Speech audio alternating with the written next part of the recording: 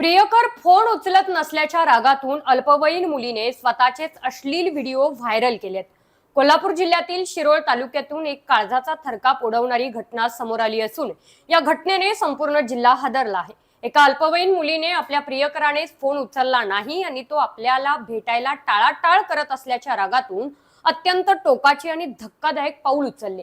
संतापाच्या भरात या मुलीने स्वतःचे आणि प्रियकराचे एकत्र असलेले 3 अश्लील व्हिडिओ सोशल मीडियावरती स्वतःच व्हायरल केले। रागाच्या भरात घेतलेल्या या निर्णयामुळे स्वतःच्या अब्रूची आणि बदनामीची पर्वा न करता तिने हे व्हिडिओ प्रसारित केल्याने सर्वत्र खळबळ उडालेली आहे।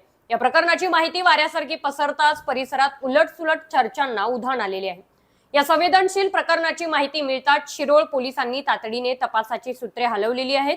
अल्पवयीन मुलीशी संबंधित अश्लील व्हिडिओ समोर आल्यानंतर पोलिसांनी संबंधित तरुणाविरुद्ध पोक्सो कायद्याअंतर्गत गंभीर गुन्हा दाखल केला असून त्याला तातडीने अटक केलेली आहे। तपासादरम्यान हे अश्लील चित्रीकरण एका लॉजमध्ये करण्यात आल्याचे निष्पन्न झालेले आहे।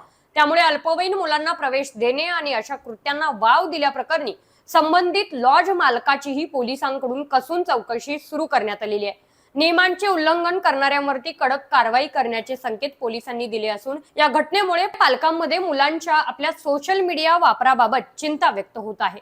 चव आहे कोल्हापुरी, गोकुळ लई भारी।